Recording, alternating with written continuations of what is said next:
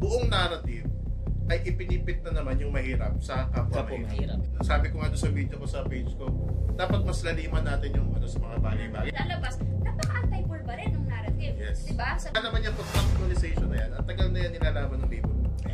They will make it inconvenient for the worker para mag-quit na lang at hindi sila magbayad nung separation. At sa mata ng batas, legal yun.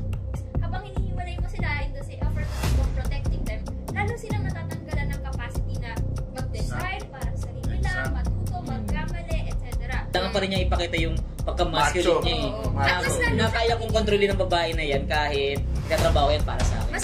Paano ibibigay doon sa bata? Yan kung pinipigilan mo yung platform para ma-educate yung mga bata. Kung gagawa na lang ng project, pag namatay lahat ng mahirap, pero ikaw hindi ka mayaman, ikaw na yung mahirap. Oo nga, no? Direct. Kailangan po na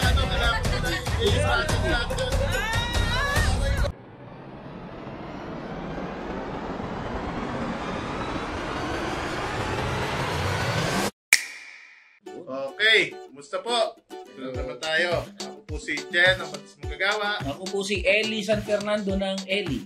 Ako si Mark, ang 2 sentimo sa kalye. At kami ang Politikang Ina Mo! Okay, meron tayong very, very special guest ngayon. At least hindi na tayo puro lalaki. Ang na sa wakas, may pumayag din. Yan yun eh. May pumayag din. New Year's wish ko yan eh. Alin? Magka-guest tayo. Kasi bakit may parang hand perspective ng Kasi nga, for the longest time, kami, very aware kami na puro kami lalaki, puro utang na. Sausage party nga. Sausage fest nga. Puro sausage fest. Bago lahat. Pakilala mo natin. Yan. Ayan, si Adriel Kakatian ng isa po siyang ikaw na pakilala sa nila. Ay, ako na pala. Sige, hello, ako si Adrian. Ayan na lang. Nagtuturo ako ngayon, nagtuturo ako sa Department of Sociology ng UP Diliman. Bigat! At ako ay isa ding graduate student, I guess.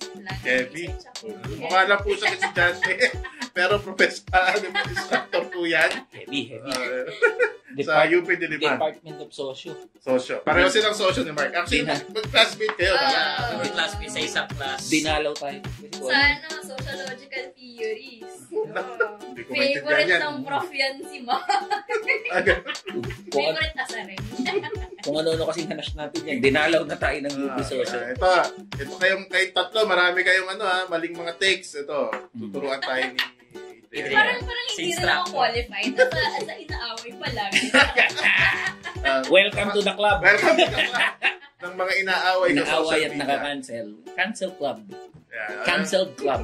Yeah. Ito ang una nating episode sa 2025. Oh, Happy New Year! Happy New Year! Happy New Year! At happy coming Chinese New Year. Happy Chinese New Oh, Year! Happy Three Kings! Happy Valentine's! Lahat na. Lahat na pala. Lahat ng holidays Happy 2025. Summer vacation! Sana pwede Tapos Merry Christmas na ulit. Sana pwede advance na yung 13th, 14th month. Ayun. Anong pag-usapan natin ngayon? Ang dami. Dahil nangyari ba? Ang dami nangyayari. Hindi ko na nga alam ano unahin. Ano ba? Sa inyo? Usapan. Ikaw, Ayan, ano bang gusto mong pag-usapan? Actually, parang, ang kasi, recently ako nagbalik ng Facebook, no? So, naka-deactivate ako from October. Kasi nag-thesis nga ako. So, bumalik ako. Tapos parang sa time na nagbalik ako, sobrang daming nangyari sa news cycle. Ganun ba? Oo. Tapos pagbukas ko, isa nga sa mga una kong nakita ngayon, isang Pagita girl. Tapos parang, ano to?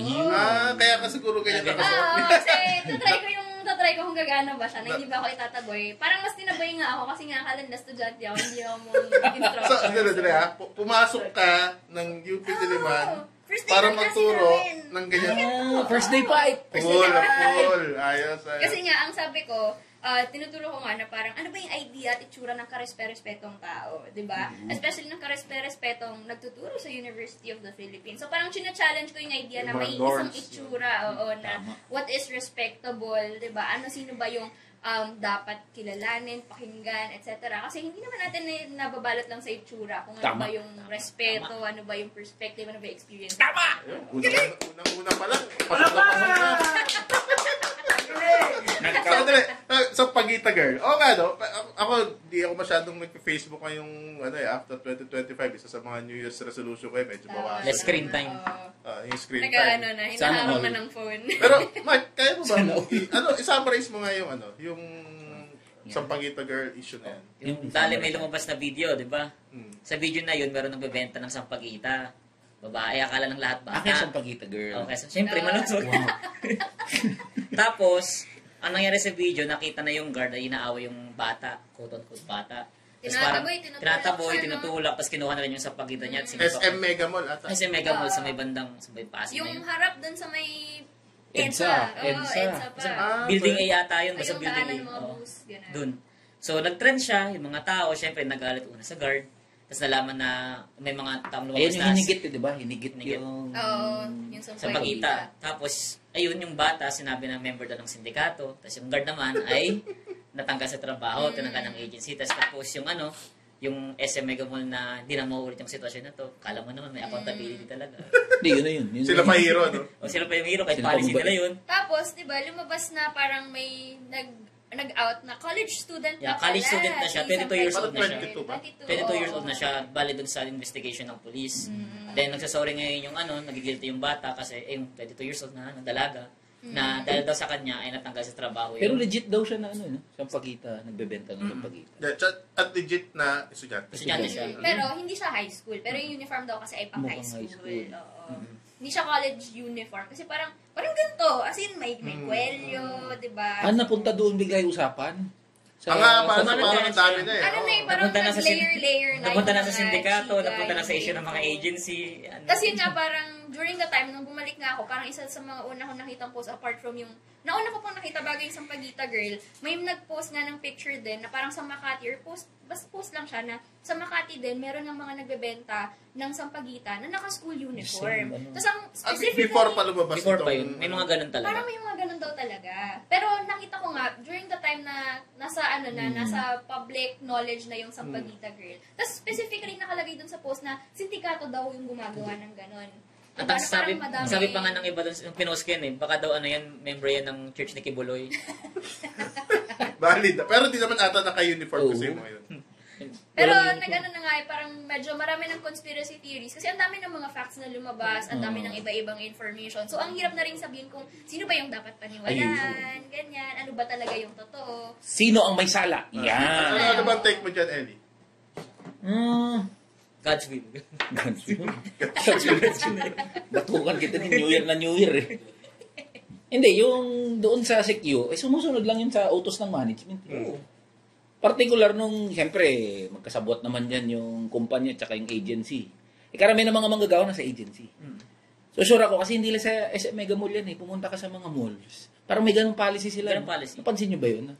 Pag Naalala ko nga sa Green Belt, Glorieta, sa mga letter G na Burgis na mall, diba? Meron silang specific na mga sign na nakalagay na bawal daw yung mga bata na manlilimos tsaka naglo-loiter doon. Tapos tinatabay talaga sila ng mga security. This was what, back in late 2010s, early 2010s? Policy talaga nila. Policy talaga nila. Oo. So, it's been happening before, even before pa, no?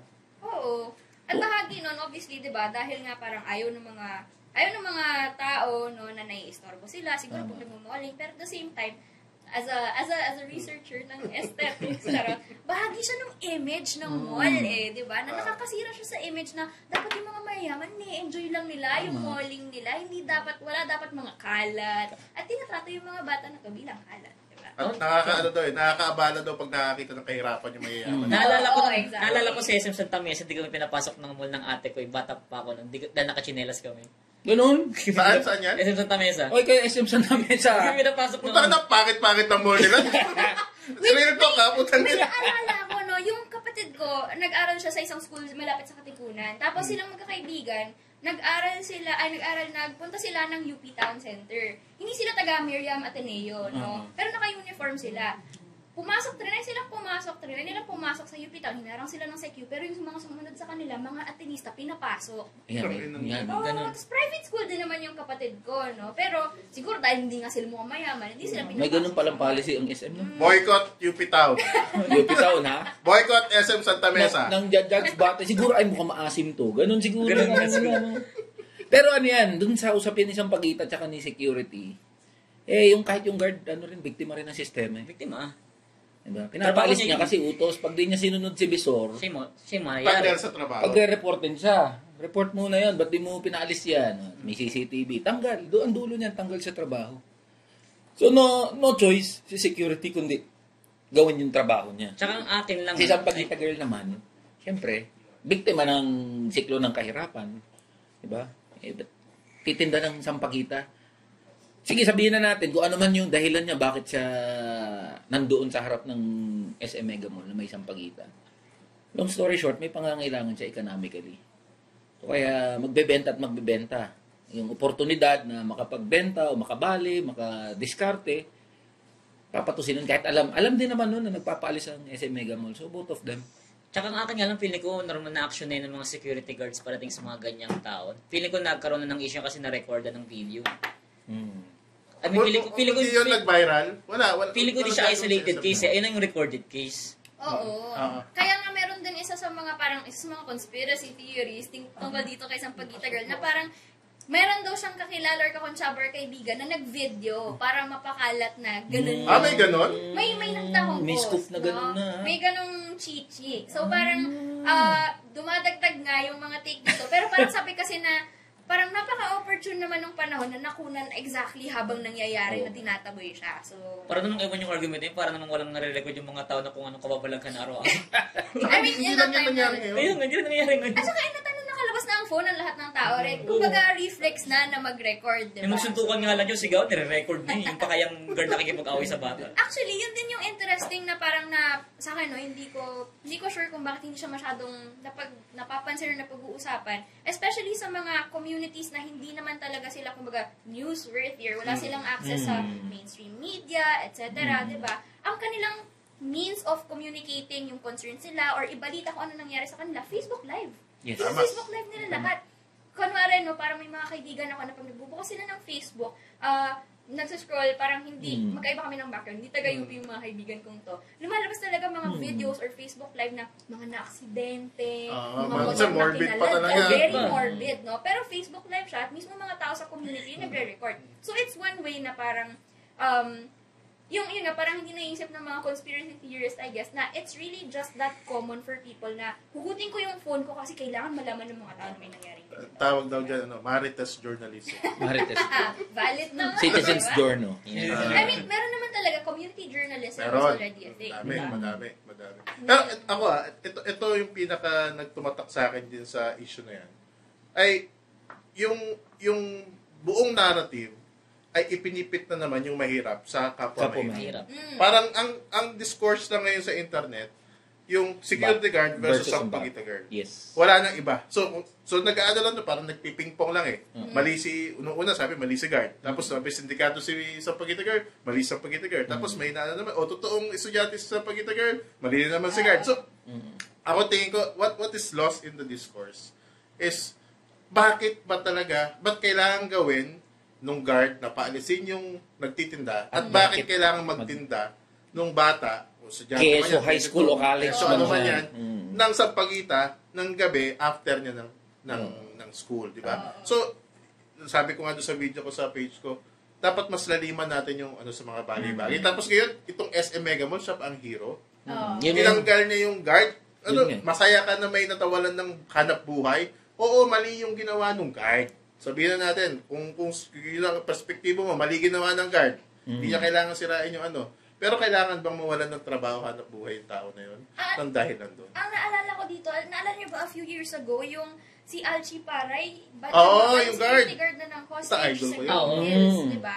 At ginawa niya yun kasi nga parang ginago siya ng agency, ginago siya ng Green Hills, di ba? So, ayun yung naalala ko dito na bakit laging nawawala nga doon sa conversation. Sino ba yung dapat hinuhold accountable, di ba? Nasaan yung mga institusyon? Nasaan yung mga nagpapasweldo? Dapat nagpapalign, etc. At the same time, parang lumalabas pa rin, especially dun sa discourse, dahil invisibilized nga, kumbaga, ang tawag sa sociology. Di ba? Invisibilized ang mga institusyon na dapat accountable sa sitwasyon. Nagkakaroon ng pitting na sinasabi mo na parang Sampaguita Girl ba? Or pili ka ng manok mo, di ba? Pag lalabanin. Tapos syempre, lalabas, napaka-anti-poor pa rin ng narrative. Yes. Di ba? Sabihin na parang kesyo, yung security guard, wala siyang awa, etc. Ginagawa niya nga lang yung trabaho niya. O kaya sabihin, kunwari, dun kay Sampaguita Girl, bakit ba sila pinagtatrabaho ng mga magulang nila? Kung estudyante pa sila. As if, di ba?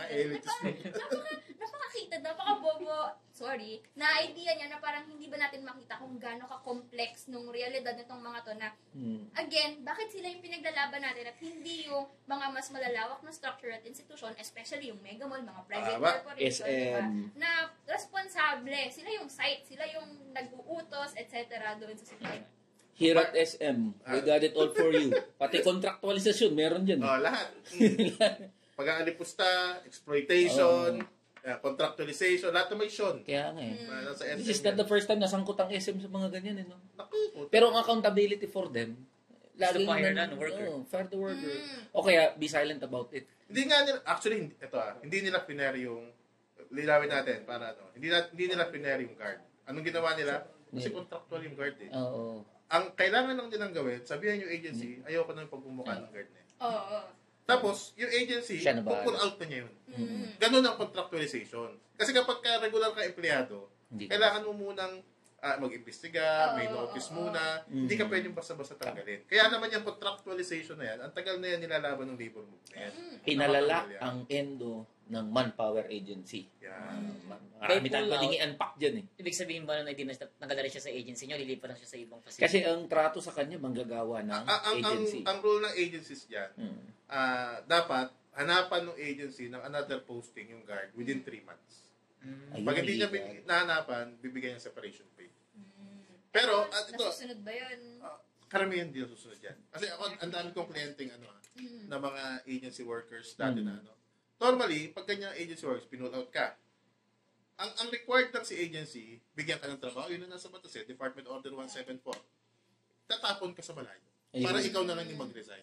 Kunwari, si guard, mega mall siya naka-ano, di ba? O nilipat kita sa SM Dasma. Kasi kahit syempre, obvious na naman yung SM Mindanao, putang ina. Ba't Mindanao agad nasa isip mo? Malayo. Kahit ano, SM Dasma. Ganun na, SM Bacoor. Ilipat ka. Kunwari, taga-Ortigas ka, Taga-Perdi. taga-Pasig Mall ka. of Asia o kaya sa Kahit Nova, di ba? Papahirap They ka will sa make commute. it inconvenient for the worker para mag-quit na lang at di sila magbayad nung separation. At sa mata ng batas, legal yun. At sa mata ni Mega Mall, Sa mata legal ng yun. legal yun. Puki ng inang... Kaya yumayaman yung mga C. Malalibel na naman ako dito. Papangalan na naman ako. Meron akong nabasang article. Tama ba? Saan ko article? Tinatry ko nga lalahanin kung ano to. Pero, merong isang religious group, no? Hulaan natin kung sino sila. Tago na lang natin sa pangalang. Son of God.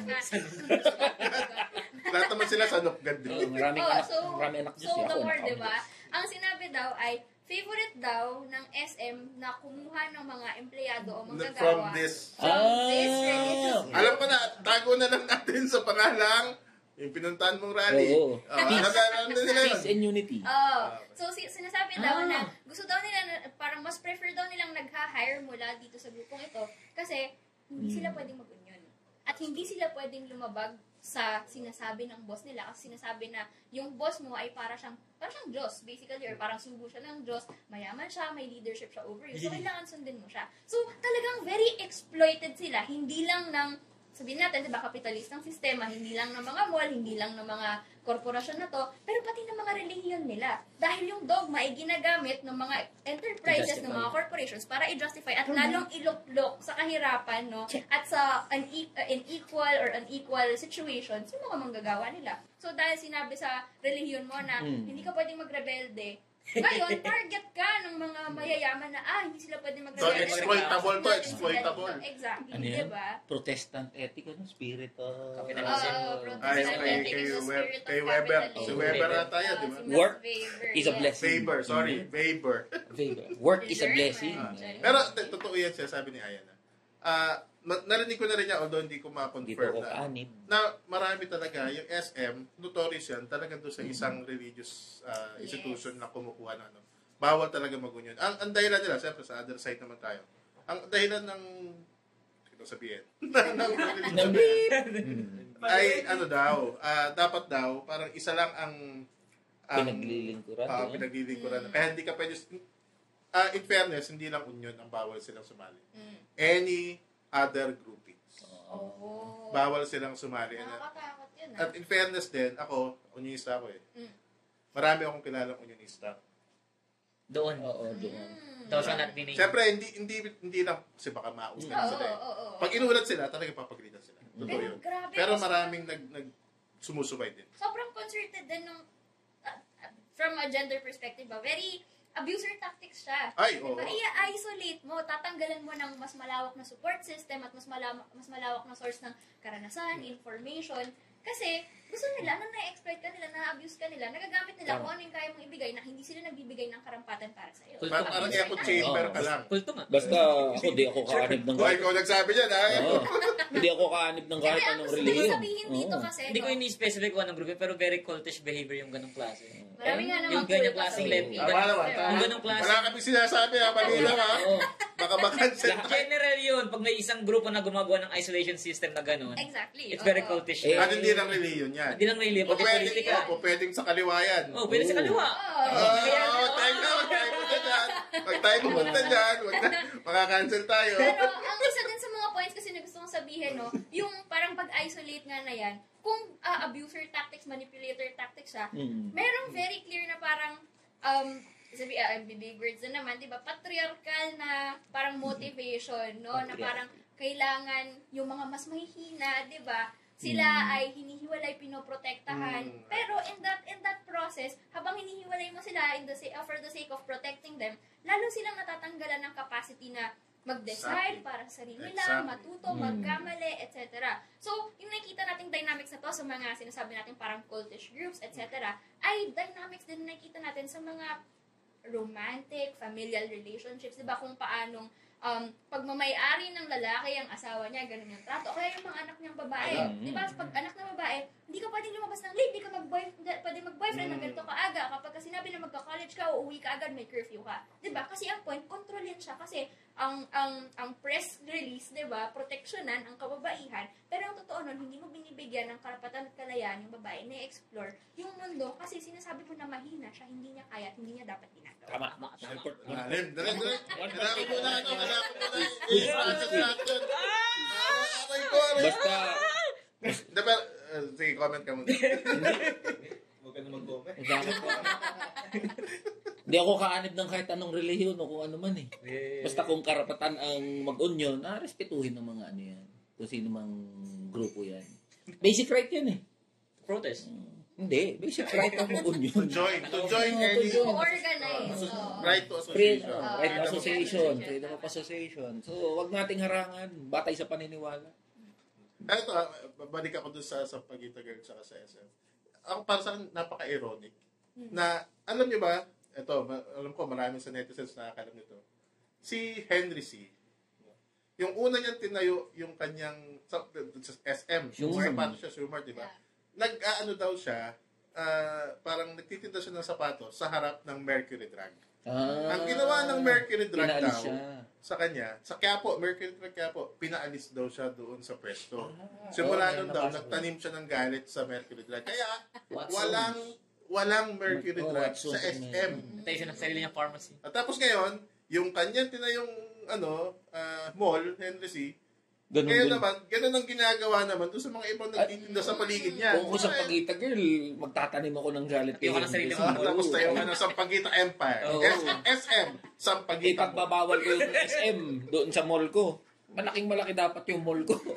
Tatabihan ko lahat ng SM. Pero parang mali naman yun. So, para labanan mo yung kapitalismo, maging kapitalista ka. Parang gano'n. Ganun yung galit. Oppressor, kailangan may oppressor. Kailangan nga kung ganun lang din, diba? Kung kasamaan lang din, kailangan mas malala yung gawin ni Sampaguita Girl. Magtayo siya ng mga kalsada, harangan niya yung mga kalsada para walang makapunta ng SM.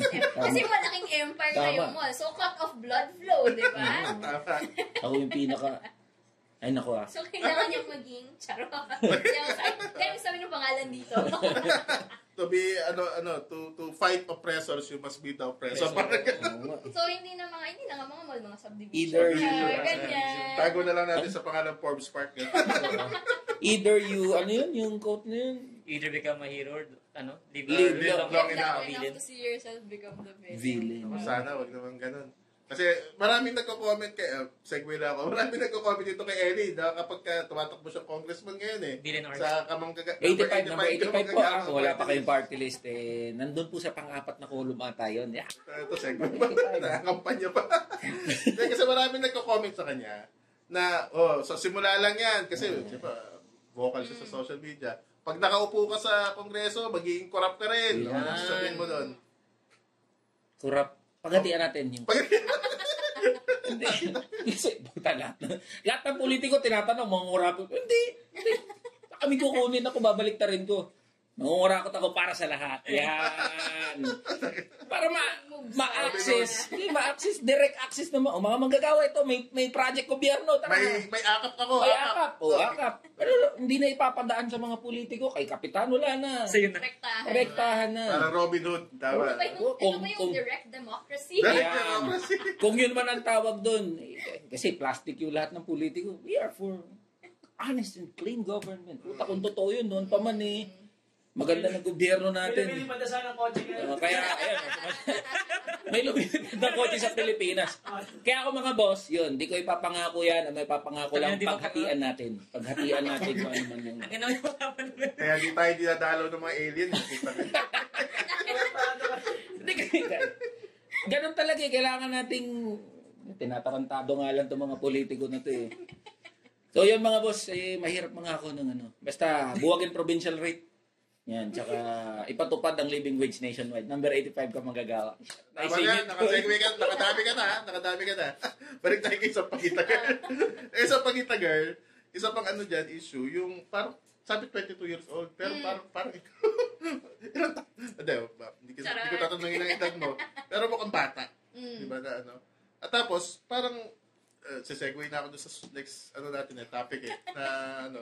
So, parang, sa isang argument kasi dyan, doon sa laban doon sa Pagita Girl, kayo kasing mahihirap, anak kayo ng anak, Ayun. wala kayong pampakain, wala kayong pambuhay. Anong paki nyo kung mag-aanak kami? Oo, parang nakita ko din yun parang hindi lang naman siya lumabas dun sa usapin ni Sampaguita Girl Parang In general. Dati pa. In general. Lalo na kung nakakataan sa... Maririnig mo siya talaga. May nakita ko na parang tweet or sa threads ba yun, na sabi niya na, unpopular opinion, my hot take is that poor people shouldn't have kids. Tapos parang, gago ka ba? Gago, popular opinion niyo yung mga tanga. At saka doon, parang ang idea doon ay, gusto mo mamatay lahat ng mahirap. Kapag, sa akin kung gaguhan na lang din yung logic, pag namatay lahat ng mahirap, pero ikaw hindi ka mayaman, ikaw na yung mahirap. Oo nga, no? Diba? Ito akin dyan, kung wala din na mag-anak yung mga mahirap, ano mga manggagawa? Ito pinagtatanong. Ayun yun Nire-reduce nila yung mga manggagawa at ordinaryong Pilipino na hindi makontrol yung kalibugan sa katawan. Ganun ang thinking ng mga matapobre niyan. Bakit ito mga mayayaman? Diretsahan tayo po tayo ng mga politiko na to. Yung mga bilyonaryo. Ang daming kapit na mga yan Sorry papasok natin yan. Kung usapin lang ng kalibugan sila, hindi nila makontrol ang kalibugan. Maraming sa Pilipinas, may Jeffrey Epstein din dyan, may Harvey Weinstein. Ang pinupunto ko, yung tingin ng mga matapobreng yan doon sa mga mahihirap, parang na-reduce sa ganun na parang anak lang kayo ng anak. Ko lang din kasi nagulat ako na hindi to pumutok na issue sa social media masyado. Yung anak ni Nino Mulak, if I remember right, sa GMA nagsalita siya at executives. sa Senate hearing pa to, na may mga GMA executives na nire-rape siya, diba? So kung ganun lang din ngayong usapan, hindi lang mahihirap yung malibog, diba? Pero to the point na gumagamit ka ng drug, pero papasok din dito yung usapin nga ng yung consent, yung free will, diba? To engage in sex, no? So kung doon tayo sa usapin ng consent, etc., yun naman yung I think pinupunto ng Comprehensive Sex Education Bill. Naayaw ni Bongbong. Bineto ni Bongbong. Kasi abhorrent daw at woke. Oo, diba? Parang sino kasi Trump ka ba? Bakit ganun ka magsalita? Hindi ka Amerikano. Pero, babalik ko lang doon sa usapin nga nung consent at yung importance na parang maging mas nuanced tayo, na mas maging sensitive tayo sa usapin ng pag-anak, ng kahirapan, etc. Kasi meron ako isang favorite na research, no? Parang, sino bang kakilala yung may favorite na research? Ako yun. Meron isang favorite na research, no? Ang title niya, The Only Exception, Teenage Pregnancy, something ni Veronica Gregorio. At doon sa research niya, binigyan niya or parang pinag-picture niya yung mga teenage mothers sa payatas, if I remember correctly. Na sinabi na, mag-picture kayo ng mga bagay sa paligid niyo, sa bahay niyo, nagpapaisip sa inyo ng kung ano yung itsura ng love, romance, sex, etc. para sa inyo. 'Di ba? So, yung mga babae, yung mga teenage moms na nag-picture sila. Tapos, ang ganda-ganda ng research na yun kasi lumabas doon, no, na sa pag-uusap nila, pag-share nila ng mga thoughts nila doon sa pictures, marami sa mga babaeng to, kung hindi lahat sila na involved sa research, kaya sila nabuntis ng maaga, ay most of them hindi alam na pag nakipag-sex ka, mabubuntis ka. At yung pag-engage nila ng sex ay hindi exactly of their own informed consent. No? Ang nangyari ay nabubuntis sila, nag-engage sila sa sex kasi yung logic ay either tinuro sa kanila or sinasabi ng mga partners nila talaga sa kanila na, di ba mahal mo ako? Kung mahal mo ako, makikipag-sex ka sa akin. Manipulation, abuse, rape, coercion yun, di ba? So in that case, kung maraming teenage moms sa Pilipinas na hindi fully nagko-consent sa sex, di ba? Na nabubuntis sila at nag-aanak sila, na hindi nila alam na ganun yung mangyayari or na hindi man lang nila gusto. Pero ang logic natin or ang argument, ang mga naririnig natin sa internet or sa totoong buhay ay yung mga may hirap na yan, anak sila ng anak. Hindi natin alam na baka marami dun sa mga may hirap na yon, rape pala yung sitwasyon. Exactly. Diba?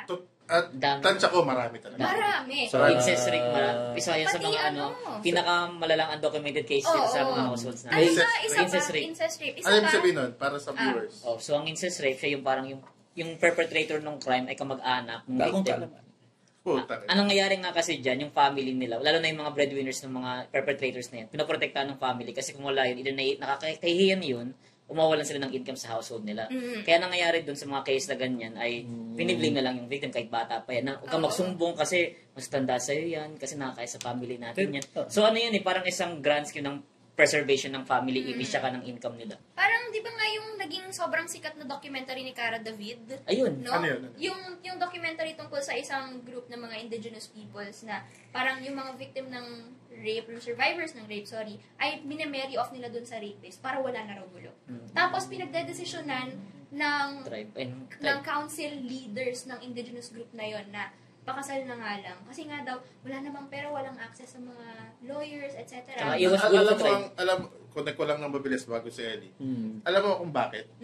Kasi sa batas natin, ito magagalit ka dito, sa batas ng Pilipinas, pagka pinakasalan ng rapist, yung ni-rape niya, walang crime. Eto nga rin yun. So, sasabihin ko din yun, actually, pagkatapos sabihin ni Ancestor, isa dun sa mga highly hindi na pag-uusapan at documented marital rape.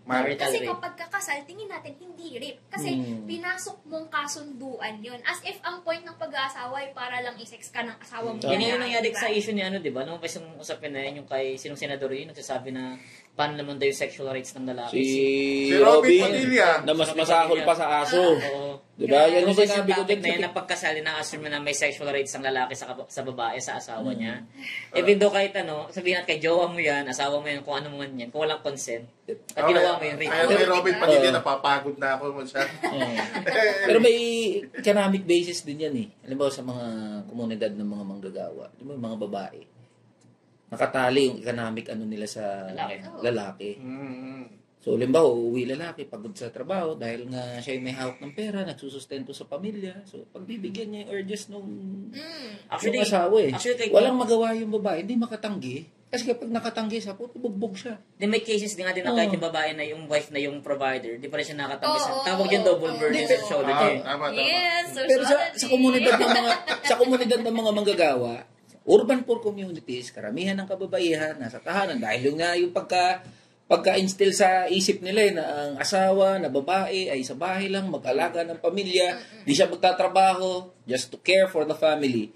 Ngayon, yung lalaki, dahil siya may economic power doon sa pamilya, wala magawa yung babae. Pag sinabi ng asawa na, alika, magtalik tayo, mag-sex tayo, wala kang magagawa. Diba? Kasi pag tumanggi ka, bugbog ka, o hiwalayan ka. Pag hiniwalayan ka, wala kang natatakbuhan, wala kang mapupuntahan. Kasi wala kang trabaho, wala kang pera. So, isa rin sa lente na pwede natin. Kaya feeling ko ngayon parating sa usapin ng sex education, hindi lang dapat siya sa youth eh. Kasi feeling ko marami talagang families or mga couples na hindi nila alam na, parang mas na-assume nila yung parang doctrine na pag sinabing mag-asawa dapat magtalik. Kasi doon sa legal right nila na tumanggi, na porket naman mag-asawa, di ka naman dapat lagi makipagtalik eh.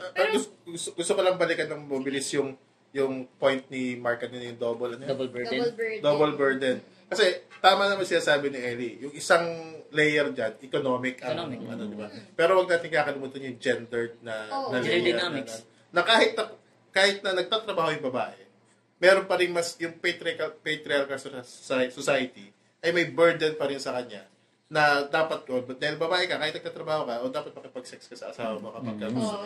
Ito nga yun eh. I think parang increasingly natututunan natin, sa tingin ko may datos na dito na over the past few years, dumarami yung mga household na either parehong asawang babae at lalaki nagtatrabaho or single mother household na babae lang talaga yung nagtatrabaho. Or, yun, parang single worker household, sabihin natin, na kahit nakasal sila, yung babae na nga yung nagtatrabaho, pero siya pa rin yung expected na gumawa ng gawain bahay. Ganun ang ganun. power relations, hindi pa rin ma-overa ng babae yung gender. Kasi minsan din meron kasi ano rin siya, cultural power din siya ng image ng kalalakihan dito sa atin na parang nakakahiya pag yung lalaki. Parang ano yun eh. Kunyari, nagtatrabaho yung asawa niya babae, tapos yung lalaki parang tambay lang, ganyan. Kailangan pa rin niya ipakita yung pagka-masculine niya eh. Na kaya kong kontrolin ng babae na yan kahit nagtatrabaho yan para sa akin. Mas lalo din siyang magiging violent kasi mararamdaman niya dahil hindi siya provider, emasculated siya, kumbaga mahina siyang lakas, hindi niya magampanan yung parang yung responsibilidad niya nga na mag-provide. Pero again, habang nag-i-increase yung data, no, may isa akong naalala ulit na favorite ko din na research. Dahil mo favorite researcher, ha? Sorry lang, kami kasi binabasa, diba? Parang yung research niya ay tungkol sa mga pamilya na OFW yung babae na iiwan yung mga lalaki sa bahay. Tapos, iba-iba yung mga klase ng karanasan, pero ang common doon ay yung mga lalaki kung hindi sila usually if at all ang gumagawa ng gawaing bahay kapag wala yung babae sa bahay. Sinong gumagawa? Anak na babae? Panganay. Kapatid na babae, either nung lalaki o nung babae, yung nanay o yung lola ng mga anak. Tito, tita. Never yung mga lalaki. Never yung tito. Yung mga tita pwede pa. Pero hindi lalaki. Ano yung ginagawa pa? Ano yung mas masahod doon na hindi na nga sila nagpipick up doon sa trabaho? Naglalasing. Naglalasing. Babae. Nangingibang bahay, nangingibang Tapos sa mangyayari dyan, Sa pag nahuli, nasabihin ng sabong. lalaki, ang tagal mong wala sa bahay eh. Oo, di ba? Nasaan na asawa mo? Kung may bilang bahay.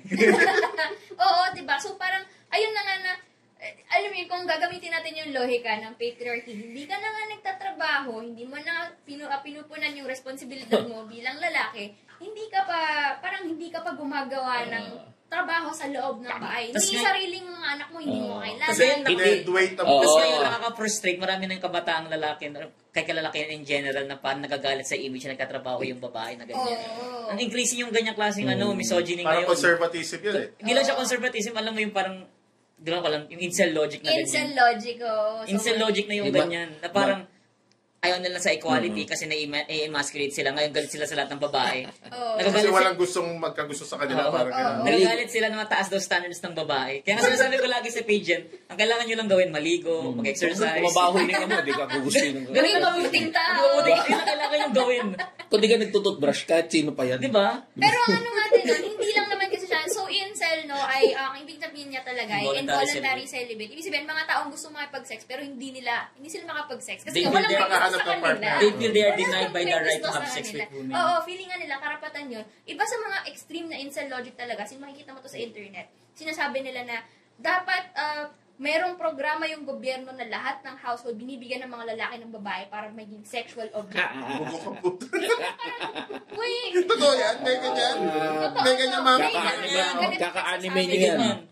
At ang ano nga doon, kahit na hindi ka umabot doon sa extreme na logic na yon, 'di ba? Yung idea ng yung mga babae, gold digger yan. Gusto nila submissive na babae. Pero ang gusto nilang submissive na babae, gusto nila, nagbabayad pa rin. So, gusto mo ng housewife, pero gusto mo na nag-aambag din siya sa gastusin ng bahay. Paano kung wala siyang trabaho? Yung joke ko nga dyan, nagagalit yung mga lalaki na gold digger, yung mga babae, wala namang gold na madidig sa kanila. Exactly. Anong gold? Diba? Anong gold? Wala kang trabaho. Tambay ka. Di ba parang... Mas mataas pa yung sweldo ng babae madalas sa mga kasong ganito. Hindi nakakatunay na lalaki. May ganyan eh, tunay na lalaki daw pag ganyan eh. Diba? Ulul, ang pagiging batugan. Hindi yan nakakadagdag sa pagkalalaki. Batugan ka. Huwag mo na idama yung huwag mo na idama yung sexualidad dyan. Pero kaya nga parang feeling ko kailangan din natin talagang ipasok na doon sa comprehensive sex education bill. Hindi naman totoo yung sinasabi na parang tuturuan mag-masturbate yung mga bata. Kasi ang core talaga. Saan nila nakuha yun? Diba? Hindi, feeling ko issue lang yan ng mga news articles na pinapertuit yung mga ganong klaseng headlines. Kasi dahil kay CJ Sereno yan. Kay CJ Sereno. Naniwala kasi sa YouTube. Hindi, na yun nga. Tapos ang problema nga dyan, pag dinodocument ng mga news sites yan, ay yung sinasabi ni CJ Sereno, pinapakita nila. So parang mas ay yung mga tao ngayon na-assume nila na, ay baka tinuturuan niya mag-masturbate yung mga kabataan. Kasi sabi ni CJ Sereno. Alam mo naman kasi yung mga news eh. Actually, Diba? yung Yun yung headline nga talaga yung kung ayaw problema. nilang matutong mag-masturbate yung mga anak nila, huwag nilang bigyan ng access sa internet. Diba? Yun Yun nga eh. yun. Mas mauna pa dapat yung walang internet kung ganun yung logic, di ba? Kaysa yung takot dito sa ganito. Pero ang sinasabi ko nga, sa comprehensive sex education kasi, hindi naman yun yung point. Ang point ay turuan sila kung paano alagaan at protection ng sarili nila. At ang core tenet nun, consent. Diba? Na matutunan na lahat ng tao may karapatan sa sarili nilang katawan at na kung kailangan nilang protection ng sarili nila, ito yung mga signs na dapat mong i-watch out for. Kahit bata. Kahit Kahit bata. bata. Kasi ang kultura ng Pilipino, pag bata, wala ka kang dapat alam, diba? pag-aari ka Uy, ng don't nanay, touch the tatay. flower. Dapat, ganyan. The sa birdie, the pinakaiinisan ko flower. na parang irony sa mga criticism na yun, yung idea na na-undermine daw ng bill yung parental figure nila to talk about sex. Kaya ko pumusta na karamihan ng Pilipino pa mas hindi pinag-uusapan ng sex sa mga anak nila. Ay, oo. Eto nga, so ibabalik ko dun sa favorite kong research ni Veronica Gregorio. Pangatlo na yun, ha? Pangatlo. Hindi, yun Ayaw yung pa rin Kasi- yan. Ano, citation na niya. Ano na to, babalik tayo, no? So, yung, di ba, sinabi nga na parang marami pala sa mga babae ay nakikipag-sex na hindi nila alam or hindi sila fully consensual kasi sinasabi, ginigilt trip sila, no? Emotionally Hindi mo minamanipulate ko mahal, sila. no? Tinanong kung saan natututunan ng mga lalaki kung paano makipag-sex or kahit ano tungkol sa sex, dalawa ang main sources. Peers, aka barkada, natutunan sa kwento. Sinasabi ng barkada mo, oy, Pare. pakakot mo lang ganito, hindi mo kailangan gumamit ng ganito, ganyan. Or, porn, Internet. internet. Diba? And none of those centered the fact na taong may pakiramdam at safety yung babae. Kasi kung hindi nga alam ng mga babae na pwede silang humindi or na manipulation yung ginagawa sa kanila, hindi rin nila alam na sa sex, dapat safe sila, dapat naalagaan sila. So kung ganun, hindi lang siya coercion or rape, posibleng violent pa yung sitwasyon kasi hindi mo alam na kapag ka nagdugo pala doon, hindi pala normal yun, di ba? So, kasama din dapat doon sa conversation, na hindi na pag-uusapan pagtungkol doon sa comprehensive sexual education na ano ba yung signs na, yun nga, minamanipulate ka, paano mo protection yung sarili mo, lalo pa yung sinasabi, di ba, kanina yung parang euphemisms na ano ba yung mga tawag sa ari ng mga tao. Nung ako, parang ginawa ko sa bahay namin kasi may mga mas bata akong kapatid, no? Sinabi ko sa nanay ko, hindi natin gagamitin yung parang mga demure na pipi, yan, di ba? Kailangan gamitin natin yung term pepe, kung English, vagina, Bayag. penis, diba? Kailangan alam nila yon kasi kapag ka euphemism Hindi siya dapat yung gamit, tabu. oo, hindi siya tabu. Hindi siya tabu. Kasi parang meron pala mga kaso na parang kunwari, ang tawag sa vagina ay cookie, ganyan. Oh, may uncle lip, may Kipi, cookie, ganun. diba? So, hindi alam So, hindi paano alam kasi masusumbong. na-abuse na pala siya. Diba? Eh, lalo pa, sa context namin, kasi meron akong yung bunso kong kapatid, autistic siya. So, kailangan talaga yung language na access niya ay maintindihan Exact, namin. dapat. Oo, kasi kapag binigyan mo siya ng euphemism, mas magiging komplikado yung conversation, yung communication sa kanya for someone na medyo limited na nga yung capacity. So, if we really want to protect children, they have to have the knowledge to know Equip how them. to protect themselves, di ba? Ano bang alaman nung CSE na yan? Na, Hindi ko pa nabasa buo eh. Legit, hindi ko pa nabasa buo. Pero ganito lang isip kasi, hindi ko maintindihan yung ba't may presidente tayong ugok na ganyan eh.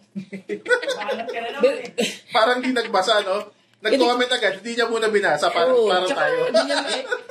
hindi niya kailangan maging sobrang learned para maintindihan. Ganito lang naman. Pasimple natin. Ordinaryong bata ka. Kahit di ka, one way or the other, explore mo katawan mo. Diba? May mga feelings ka eh. Explore mo yan, etc. etc. Dahil nga limitado yung knowledge mo, so dapat merong gumabay sa'yo. Ano ba itong nararamdaman ko?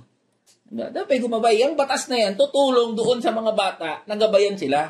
Kasi keso may, anong tawag sa batas na yan? CSE? Comprehensive Sexual Education Bill. May batas na yan o wala. Yung mga bata, they will explore their body. In the same manner, lahat tayo naging bata. Lahat tayo may mga naramdaman. At yung mga nararamdaman natin, dahil nga bata tayo, hindi natin ma-process buo pa yan. Yan ang purpose kung bakit may mga mas matatanda na gagabayan tayo. Ito po bang nararamdaman ko? Ano po bang ibig sabihin nito? Paano ibibigay doon sa bata? Yan kung pinipigilan mo yung platform para ma-educate yung mga bata.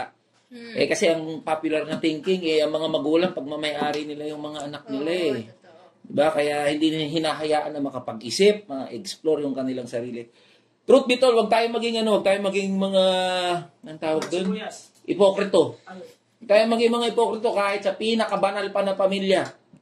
Tatay ko, pastor. Yan, Ako, may mas moral. malala pa kami sa yung ganun eh. Totoo lang. Dahil nga sobrang, ano bang tawag dun sa environment na yan? Napaka-restrictive, suppressive nung environment na yan. Charot. Nagpangalan, nag-name drop. Ay, may ugok na presidente, napapaligiran ng mga ugok na mga Official din. Tapos, yun pa yung nasusunod, yung kaubukan nila. Para nasa isip natin itong mga anday ng CS na to. For Pag hindi pumasa, pag hindi naging batas yung CSE, wala na masturbation para sa children. Ayun Oo, nga. diba? Na parang hindi mabubura yung ganyang fact na may mga bata, ilan ang teen pregnancy Exactly. rate ng Pilipinas. Highest tayo in Asia. Dagdag ko. 5.6 ngayon, 2020. Ito, mas makakarelate. 5.6%. Teenage Oo. pregnancy. May mas makakarelate. Marami nakakapanood sa atin. Number 1 na user ng Pornhub. Pilipinas. Pilipinas. Yes. Oo. Ano ba kayo, mga hipokrito to, mga politiko na to eh. Magically mawawala na lang yung ano. Yung isa pa palang interesting dun sa briefer ng, nakalimutan ko anong organization na talagang isa sa mga parang vocal na nagpupush ng CSE, no? Na bumaba daw yung rate ng teenage pregnancy sa Pilipinas compared to last year. Something kunwari, para sabihin natin, 3.7 dati, 3.5 na lang ngayon. Not that much, pero bumaba. Pero, ang alarming daw, pag tingnan mo yung rate ng kung gaano karami sa mga yon or sino yung mga nabubuntis, tumaas yung bilang ng mga babaeng ages 10 to 14 Uy, na nabuntis. Yung mas bata. Mas bata. Oo, mas bata. Dumami yung mga mas bata na nabuntis recently. No? At doon sa data na yon, hindi lang sa Pilipinas, pati sa US, ang mga nakakabuntis sa mga batang ito, especially sa ages 10 to 14, I think around 60 to 70% mga lalaking ages 20 years old and above. Adults ang bumubuntis sa mga batang babae. So again, hindi lang siya pedophilia, rape din siya. Kasi age of consent, diba? Hindi nakakapag-consent ang bata. So hindi siya teenage pregnancy out of sex na, kasi parang hayok lang sila. Hindi, nire-rape sila. At controlled yung information nila ng mga taong mas makapangyarihan, aka yung mga adults na nakikipag-sex sa kanila. Tsaka meron, Teenage pregnancy ang tinutumbok ng CSE. No? Oo, teenage oo, pregnancy. oo. Pasok din ba dyan, halimbawa, yung rising ang HIV? oh, STD. may donation rin sa mga, Dapat, For ayun. sure. Nasa sex education. Ayun, dapat. Putang ina, Parang sorry, ang pinupunto ko lang, may access na ang mga kabataan, yung mga, hindi nga kabataan na alam natin na teenage, kahit nga, mga minor de edad, may access na dyan. Parang pinakabata daw na nabuntis in record sa recently, na parang 9 years old. 9 years Kita old, mo. oo. Kasi itong mga, ang gagawin mo, meron ka ng krisis sa lumalaking bilang ng mga kabataang babaeng nabubuntis. Maraming factor, ba't nabubuntis? May krisis ka na rin ng lumalalang sakit, yung pagkalat ng sakit, HIV, STDs. Tapos, ang tingin ng gobyerno, hindi pa rin dapat bigyan ng edukasyon, partikular dito sa sexualidad, itong mga kabataan. Ang labo talaga ng gobyerno. Diba? Gagawa ng solusyon, hindi akma dun sa problema. O yung problema, palalalain pa. Mr. President. Andrea, magpasa muna tayo ng mga comments dahil naka-live nga tayo ngayon. Ay, oo. Ito si Hindi makapili ng Rayjan Mbile. Good evening po, Atty. Jendo at Kong Eli at mga kasama niyo po dyan. Kita mo tong nag-comment ng isa, mas masarap pag-usapan ng sex. Kaya po, kailangan natin ng CSE. Para sa mga katulad mo. Ah, Ito, holy shit, Ate Ayen. Ito, Rachel Corona. Let's fucking go. Si Fred Brabante, hi Boss Eli. ay, ito. We are a non-NGO Universal Youth Peace Federation Council po. We are supporting Uy, you. salamat po. Number 85. Yung plug mo kanina, ang dami. Number May 85 nakuha po, ka pa magagawa ano. po. And we have a national convention for youth this coming Ay. March. We are looking forward po sana na makavisit ka sa Boss Fred, mag-chat ka po sa Facebook page ko, Elisan Fernando. Kami na po bahala makipag-ugnayan sa'yo. Universal Youth Peace Federation Council. Peace din. Okay. Peace din siguro ang ano nila. Hangad. Ito, si Rachel Corona. Ikaw magbasahin. Ito. Sabi niya nga, mas marami sa rape cases ay perpetrated ng kakilala or mahal sa buhay or partner. Yun. Contrary sa common assumption na strangers ang perpetrator. Kasi diba, sa mga pelikula, sa mga TV show, parang yung image ng rape ay yung may tatamban sa'yo bigla mula sa kalahiban, ganyan, o kaya yung Bulaga. or tatampin ka, diba? Kikidnapin ka, ganun. Pero hindi, kasi Usually, you know para the person. makapag-commit ng ganun klaseng crime, kailangan may tiwala sa'yo yung Tama. tao. May nag-viral na na parang pinamibigay na flyers ng police somewhere. Oo, Na- ito yan. Oo, Di ba? right. Ingat kasi may mga rapist. Oo, parang ganun. Don't walk alone, may rapist. Rapist. Tanga, may rape kasi may rapist. Tanga ng mga Kaya tanga puta. kaysa yung maglakad ka So, dyan, kapag magsabi naglakad kasama kaming ka. 10, wala na. Wala na rapist. Cancel na yun. Eradicated. I don't know anymore, Mr. Chair. Oh, pero yun nga, diba? Kasi nga, parang kaya din importante sa tingin ko na mapag-usapan to. Kasi nga, katulad din ng sinabi ni Mark kanina na hindi na pag-uusapan, highly undocumented yung incestual rape. No? Kung mahal mo sa buhay or may tiwala ka dun sa tao, hindi mo pag-iisipan na gagawin ka nilang masama. Pero, di ba, sino ba yung mga, kunwari, sa mga nakaaway natin sa buhay natin, sino yung mga malalang kaaway natin? Yung mga tao na akala natin friends natin, for example. In rape, it's much the same way. Akala mo, hindi ka nagagawa ng ganon, dahil nakuha niya yung tiwala mo, nakampante ka, siya, mas meron siyang leverage sa'yo na dahil nagtitiwala to sa akin, kaya kong i-take advantage and ng it's sitwasyon. happening Sabi nga nila, hindi ka daw pwedeng traitor ng taong hindi mo pinagkakatiwalaan. It's happening in our homes, in our Schools. communities, in our schools, and even in organizations. Oo. Nako! Alam nyo kung sino kayo. Hindi pa kaya tamayas ng mga issue na to. Ito, chismis. Ayan. Ikaw naman mag-chismis, boss, para ikaw May narinig ako. Ayan. Narinig ko lang, ha? Anets. Meron daw, mga group of mga kabataan, umalis daw dun sa isang org. Ayun. Para Umalis. nakita ko sa X yan. Oo, sa X. Sa Tama, X. sa X. Umalis daw. Kasi tapos, pag nagpo-post daw yung mga bata sa X, sa Twitter, Oo. may tatawag daw biglang tatawag Mula sa mas mataas na mas mataas na organo. Ayan. Mas mataas na organo. I-take down mo naman yung post mo kasi para pangalagaan natin yung Nasisira ang organisasyon, mga ulol. Actually, may experience nga ako na ganyan, na parang nag-uusap tungkol sa parang experiences sa leftist organizations. Tapos, parang nung nag-speak up ako, kasi ako din ay sexually harassed ng mga lalaki sa mga organizations na to.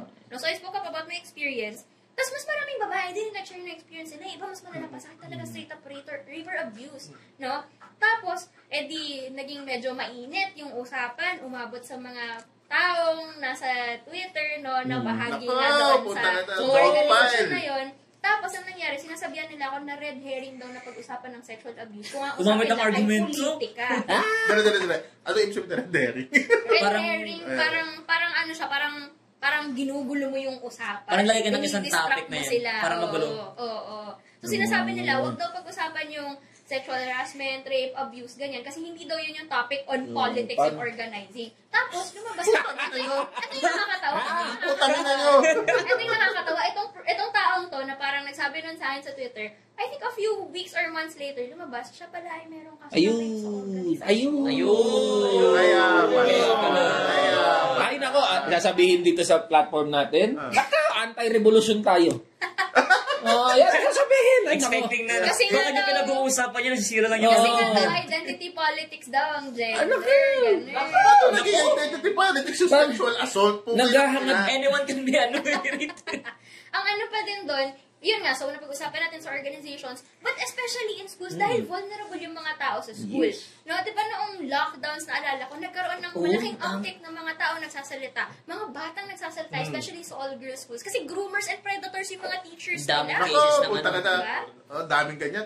Meron yung nag-viral sa somewhere in Los Baños, sa Laguna by the school na may isang teacher, and over the years pala, ang dami na pala niyang inabuso estudyante. Parang somewhere in Laguna yun, sa may Makiling banda. Anong sikat na school yun? Philippine High School for the Arts. Parang yan. Tama. I think yun. Oo. Meron pa kang isa, di ba, yung nag-viral, yung Yung may teacher, expose yung na. tinarget niya yung elementary student niya.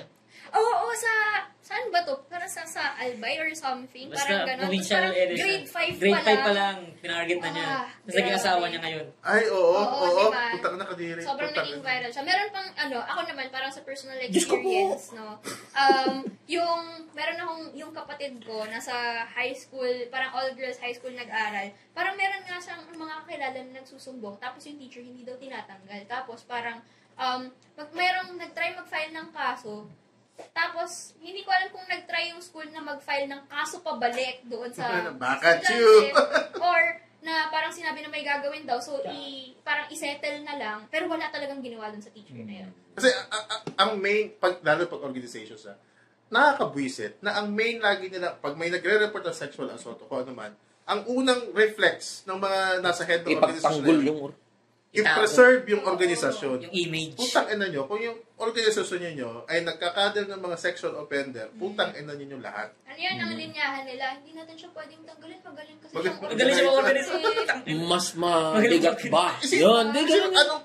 anong klaseng lipunan ng organisahin ng isang sexual offender? Exactly. oo. Di ba? Putang ina, napaka walang logic para sa akin. Napaka Kung kayo po ay biktima ng pang-abuso, tawag lang po kayo. nangyari po kayo doon, may mga hotlines po, pwede kayo mag-reach out sa mga profesional, sa mga, may makikinig po sa inyo. Pero speaking of parang mga groomers sa loob ng mga school tsaka organizations, isa sa mga concerns ng mga critic ng bill na yan is baka daw gamitin yung mga topics doon para mas mag-groom daw yung mga bata. Valid naman yun. Pero sa tingin ko kasi, ang isa din sa mga ang problema din doon ay, bago pa naman ma-introduce yung topic na to, nandun na yung groomers at predators. Ginagawa Diba? Actually, it will arm students nga para ma-recognize yung mga groomers. Exactly, diba? Mas matututunan nilang spot, yung teacher pala namin groomer. Kasi ako, sa experience ko, ako din, no, sorry, ako ay all-girls school girly, Tapos, years later, college na nung na-realize ko na may mga weird na nangyayari sa paligid ko nung high school. No? Bakit? In hindsight na lang.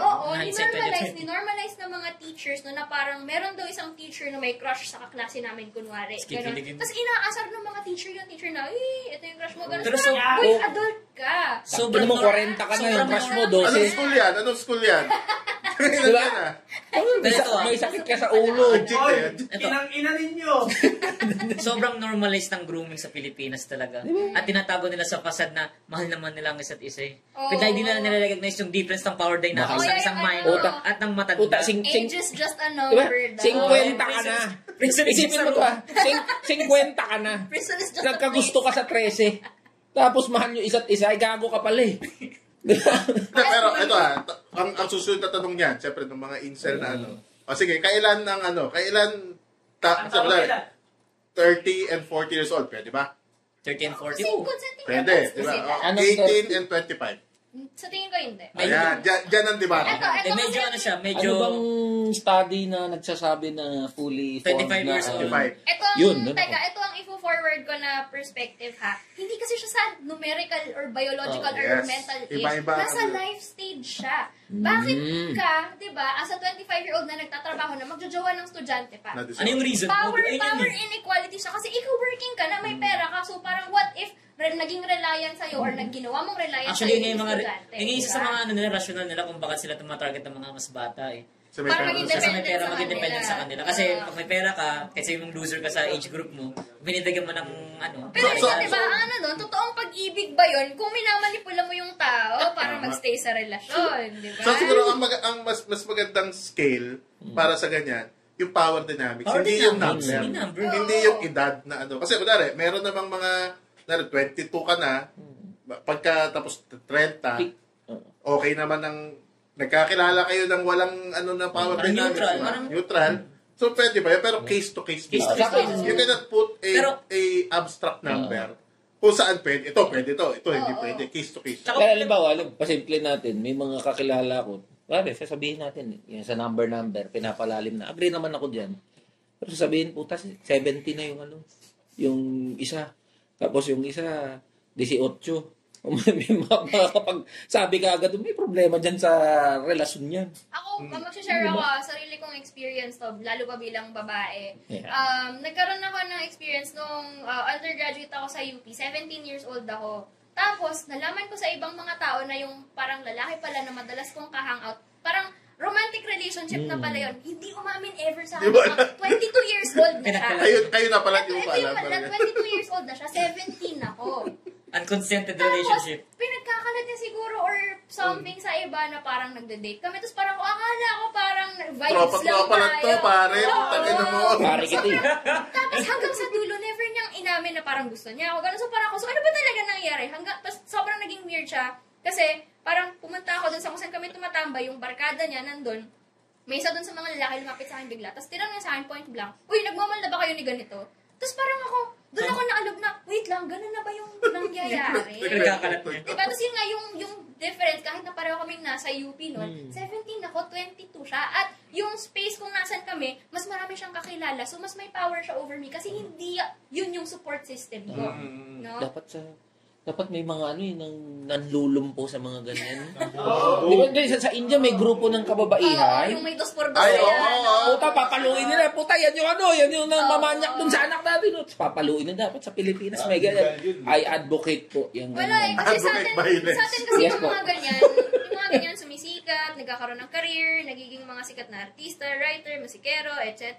So, ayun, parang paano na sila lalo ng point kung sabihin ng mga tao, pero may emotional bond ako sa art niya. Pero Pero yes to violence. Pag ganun. Pero may mga isolated cases sa mga communities na binubugbog talaga yung mga... Oo. Lalo totoo sa yan. amin sa Totoo Tondo, yan. sa amin, Totoo tayo sa yan. Tondo. Bubugin mo na bago dali sa Alam ko barangay. sa Cavite din.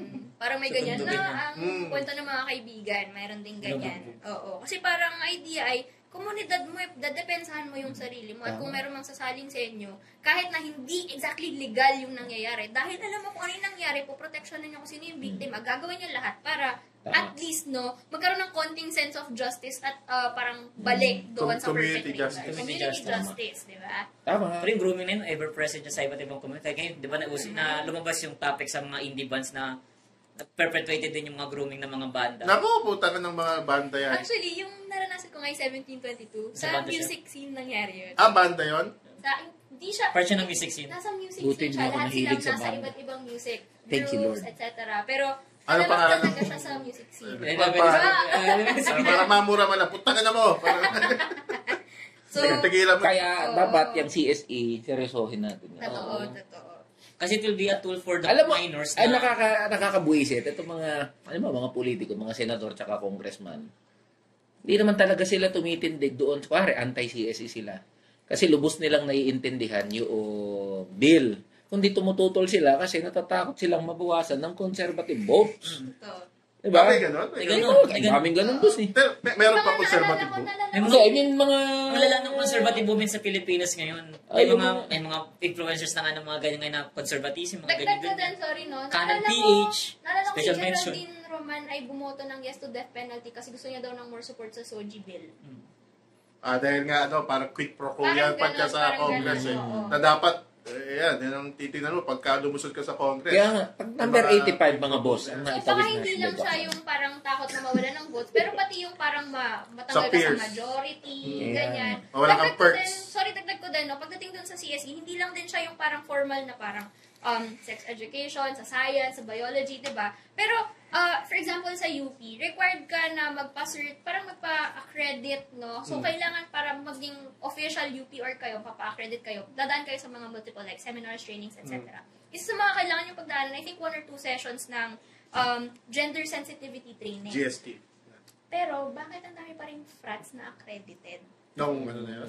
Ano ba, Elifrats? Uma-attend sila ng gender sensitivity training kahit na alam nila kung ano yung nangyari sa mga rango nila. Para lang ma-accredit, syempre. Para Exactly. going through the So, motions na ang lang. tanong din nga doon, ibig sabihin, yung gender sensitivity trainings ba, do they work and are they sufficient kung gumagana sila? 'Di ba? Kasi pwede kang umupo sa seminar, makinig sa kung sino nagsasalita, kung ano yung sinasabi nila. Umuo ka, tumango ka, pipirma ka, okay, may attendance, accredited na tayo. Pero sapat ba na actually natututunan? Actually, ang alam ko doon, 2 members lang ng org yung kailangan mag-attend. Representatives lang ng org yung kailangan Accredited mag-attend sa ka na. seminar. Accredited ka na. Oo.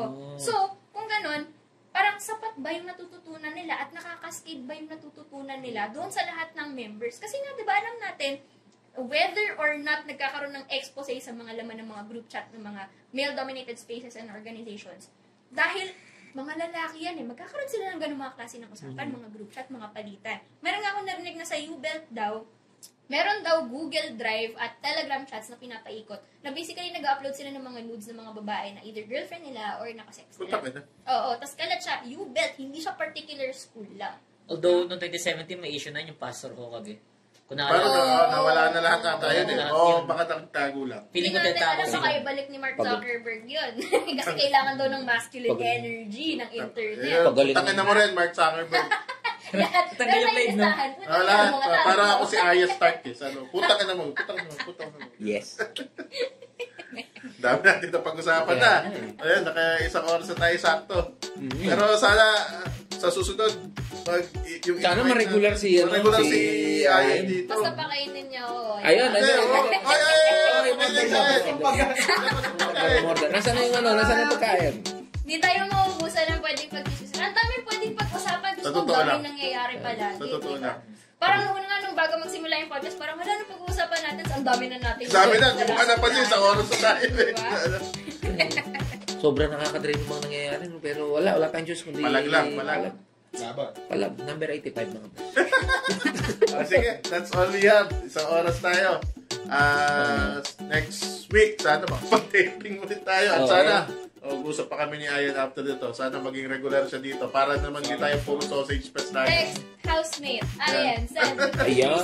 Yeah. Kung gusto nyo ma-retain si Ayan, text nyo po sa 2366 IEN. PBB, space, Ayan. Walang eviction. Papabalikin. Ganun. Sige. So, Either maibig or makulong. Yun lang naman choice na. Or makancel. Yun, may pangatlo. cancel. O makakasuhan ng cyber libel. Ayan. Ay, meron na dyan. Tsaka na yun. Laban lang tayo. Sige. Final words tayo. Una ka, Mark. Ayun, maraming salamat sa aming manonood at salamat din sa ating guest na si Miss Adrian Katatian. And ayun, ako si Mark Angelo Sanchez ng 2 Sentimo sa Kalye. Follow nyo ko, hindi. Tanong ako masyadong pakidong. Consistent ka talaga. Ayun. Ikaw na, Eddie. Eli San Fernando po ng Eli. Number 85 ko. Last message. Number 85 ko manggagawa. Malapit na po mag-campaign period. February 10? 11. February 11 campaign period na ho. Ito mga pinag-uusapan natin. Gawin natin siyang electoral issue. May usapin ng CSE, usapin na siyang Pakita Girl, saka ng security guard.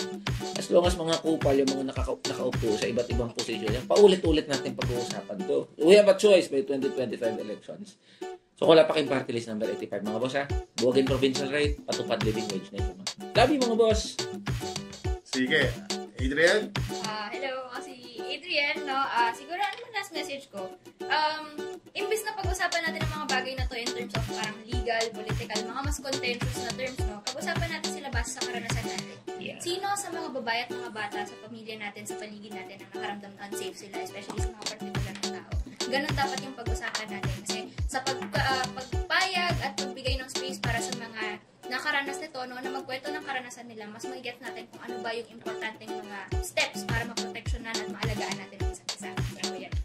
Ayos. Palakpakan naman natin yung guest natin. Salamat po. Sige. Ako si Jen. Batas Magagawa. Kita-kita ulit tayo next week. Hopefully, no? Para sa isang episode na naman ng Politikang Inamon! Cut! Number 85. Bye!